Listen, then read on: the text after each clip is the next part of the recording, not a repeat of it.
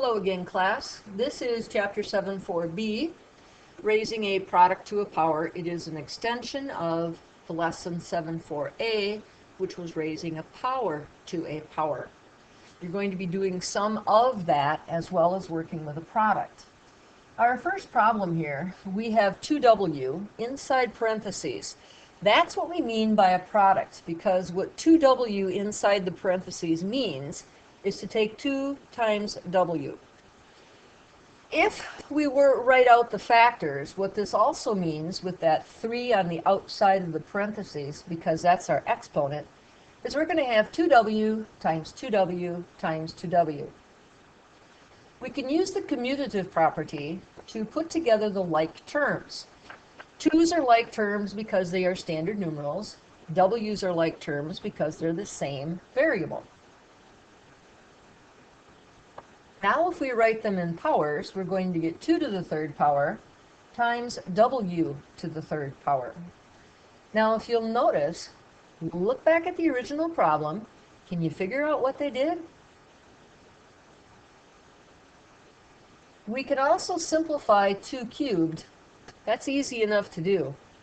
2 times 2 times 2 is 8. So our real product here, or our real answer here, solution, should be 8W to the third power.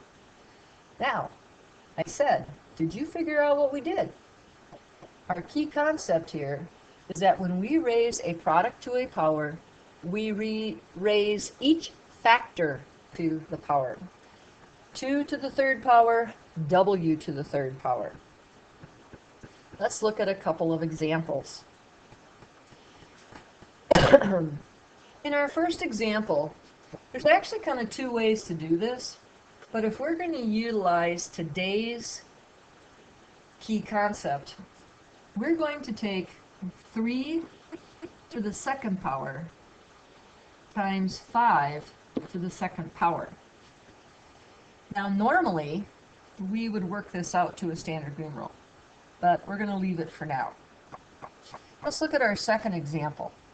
Remember, it says to raise each factor to the power. The power is this exponent outside of the parentheses. So we're going to take A and raise it to the M. We're going to take B and raise it to the M. But remember, we can only do that where M is an integer, and we're kind of assuming here that M is going to be an integer. All right, now let's do some simplifying. Our key concept says raise each factor to the power. 4 to the third, x to the third. Generally speaking, our book is going to want us to take any number above 2, if it's to the third power or the second power, they're going to want you to put it in standard numeral. 4 to the third is 64. X cubed. Now, if that would have been a 2, they figure that you can take 2 to the 6th, which is 64, and get a standard numeral. Let's look at B. Remember, we need to raise each factor to the power. But notice that this one kind of throws in what we did in Lesson 7 4A. We're actually raising a power to a power. We're raising A to the x power. Well, in 7 4A, we were taught we're supposed to multiply that. So we have 7 to the ax times 8 to the ax. Let's look at C.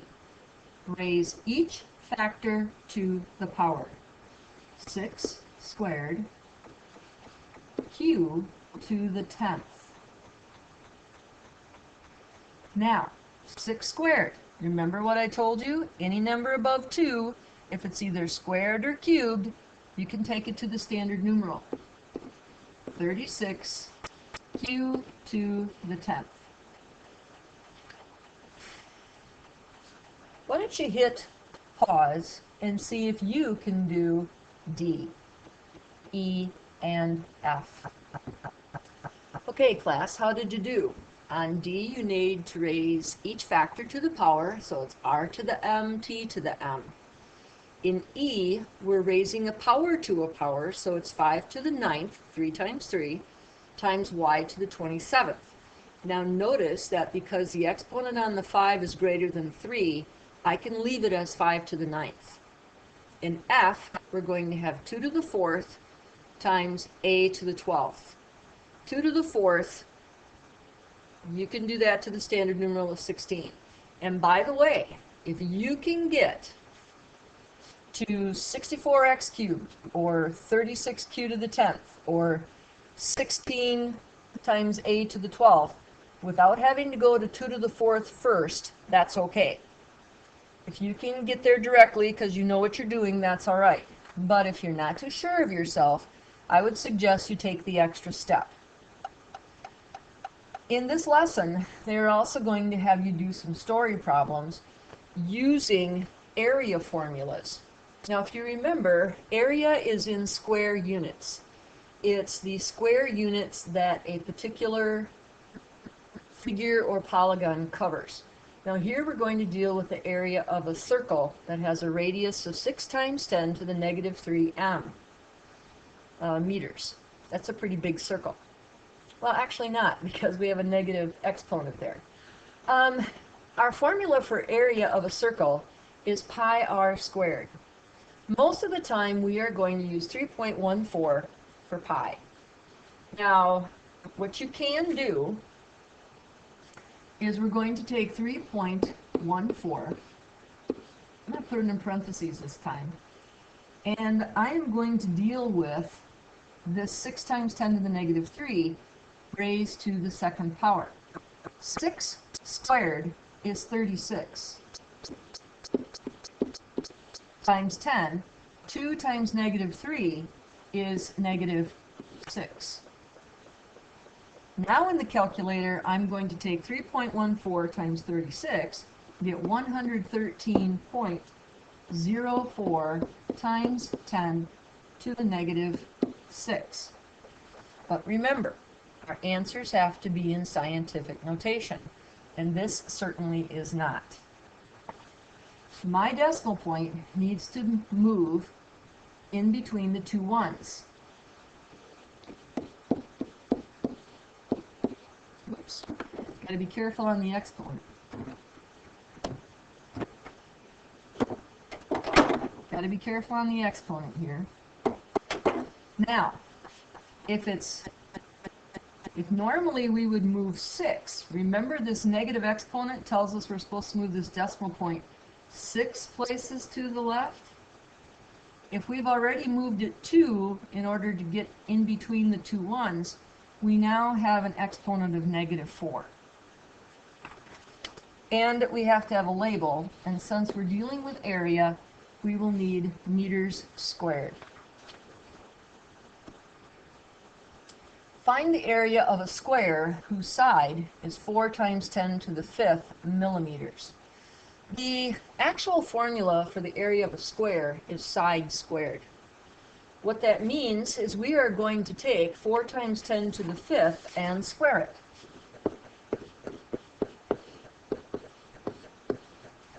Four squared is 16.